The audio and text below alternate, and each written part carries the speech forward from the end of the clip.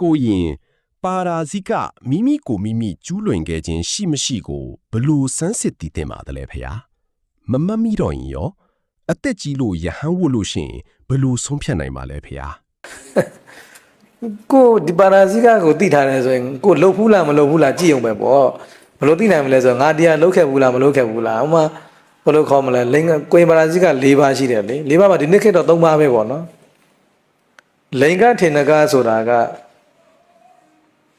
သင်္ကန်းကိုပါကိုဝတ်တာပြောတာလေဆရာသမားတွေဘာတွေခွင့်ပြုချက်မပါပဲနဲ့ကိုယ်သဘောနဲ့ကိုသင်္ကန်းကောက်ပတ်ပြီးတော့ယဟန်ကိုယဟန်ဆောင်တာယဟန်ဟန်ဆောင်တာဒါကိုပြောတာလေဆိုတော့အဲ့လိုမျိုးကိုလုပ်ခဲ့ဘူးလားမလုပ်ခဲ့ဘူးလားကိုယ့်ကိုပြန်အာရုံပြုကြည့်ပေါ့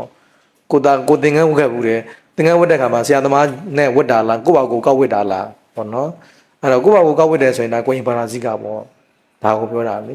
နောက်ကိုရင်ဘဝနဲ့ယဟန်ဟန်ဆောင်ပြီးတော့ယဟန်တွေနဲ့အတူတူဥပုပ်ပြုတယ်ကန်ဆောင်တယ်သိဝင်တယ်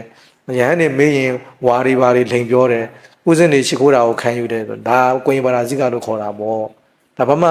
မသိစရာအကြောင်းမရှိဘူးလေဒီဟာမျိုးငါလုပ်ခဲ့ဘူးလားမလုပ်ခဲ့ဘူးလားကိုယ့်အကိုအာရုံပြုကြည့်ပေါ့